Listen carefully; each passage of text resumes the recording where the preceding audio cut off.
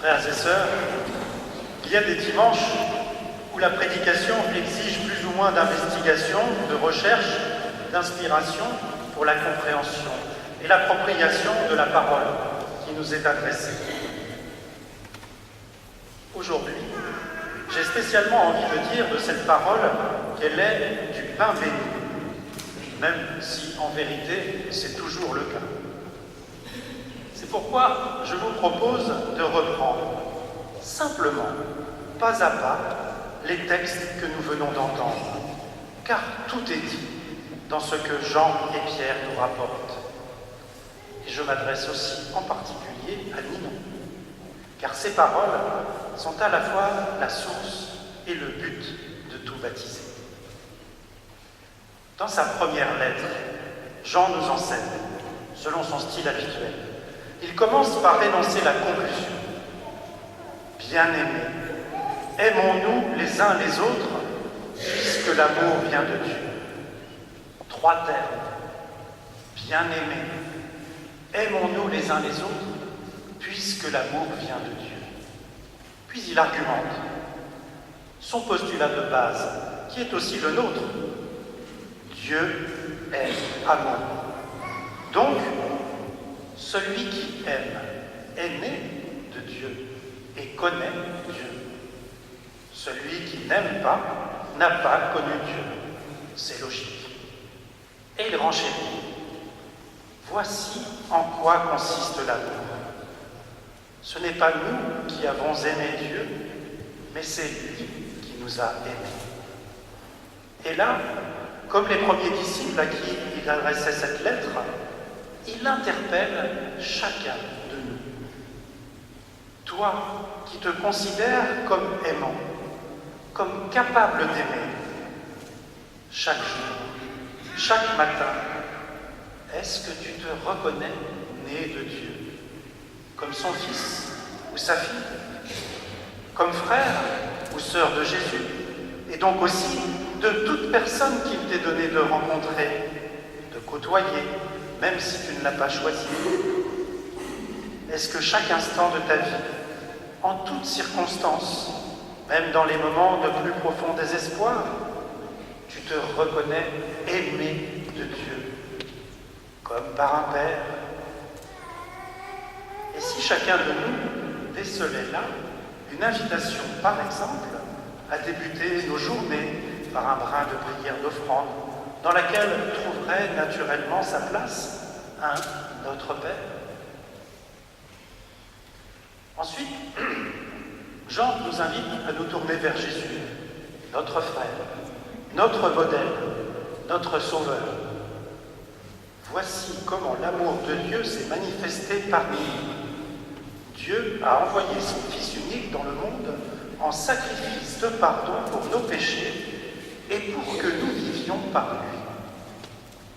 Belle transition proposée par la liturgie vers l'évangile de Jean, qui nous enseigne les attitudes et les paroles de Jésus lui-même sur cette question centrale de l'amour dans notre foi. Comme le Père m'a aimé, moi aussi je vous ai aimé. Demeurez dans mon amour. Or, cet amour, nous venons de le voir, c'est aussi l'amour de Dieu. Et ce conseil, cette recommandation, Jésus nous les donne en frère et non en maître. Vous êtes mes amis si vous faites ce que je vous commande. Je ne vous appelle plus serviteur, car le serviteur ne sait pas ce que fait son maître. Je vous appelle mes amis, car tout ce que j'ai entendu de mon Père, je vous l'ai fait connaître. Il le fait bien par amour pour nous, par charité, parce qu'il l'a expérimenté lui-même et qu'il ne veut qu'une seule chose, notre bonheur. Je vous ai dit cela pour que ma joie soit en vous et que votre joie soit parfaite. Ninon, tu vas connaître une nouvelle source de joie. C'est pourquoi Jésus, qui connaît nos faiblesses, ne se contente pas de conseils, d'orientation. Il nous donne des pistes, des moyens pour nous aider dans cette voie. Le premier, fondamentale. Mon commandement, le voici. Aimez-vous les uns les autres comme je vous ai aimés. Il n'y a pas de plus grand amour que de donner sa vie pour ceux qu'on aime. Tout est là. Nous sommes au cœur du cœur. Et nous mesurons aussi combien cela nous interpelle, individuellement et collectivement, dans nos sociétés où la question du vivre ensemble est à la fois capitale et de plus en plus complexe. Le moyen suivant, si vous gardez mes commandements, vous demeurerez dans mon amour, comme moi. J'ai gardé les commandements de mon Père et je demeure dans son amour. Et comme nous aussi, nous demeurons dans l'amour du Père. C'est bien là tout notre enjeu personnel de nous en convaincre, à chaque instant, et de nous laisser transformer dans nos façons d'être et dans nos façons d'agir. Parce qu'il est là, avec nous, en toutes circonstances pour nous accompagner, alors, tout ce que vous demanderez au Père en mon nom, il vous le donnera. Et nous le savons bien, rien n'est impossible à Dieu. Enfin, Jean conclut par l'appel à la mission, lancé par Jésus. Ce n'est pas vous qui m'avez choisi, c'est moi qui vous ai choisi et établi afin que vous alliez et que vous portiez du fruit et que votre fruit demeure. Et là, comment ne pas faire le lien avec la première lecture, extrait des Actes des Apôtres, où nous retrouvons les personnages de Pierre et de Corneille, qui nous sont maintenant familiers, puisqu'ils nous ont accompagnés durant tout notre chemin de Carême, en lien avec la lettre pastorale de notre évêque, une audace nouvelle pour annoncer la parole. Pierre, face à son ami Corneille, réalise « En vérité, je le comprends. Dieu est impartial.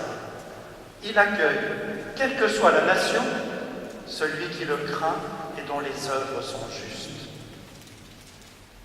Pierre prend conscience que cet amour qu'il a reçu de la part de Jésus et dont il témoigne n'est pas réservé à une élite, mais qu'il est universel. Et cela rejoint notre mission de baptiser.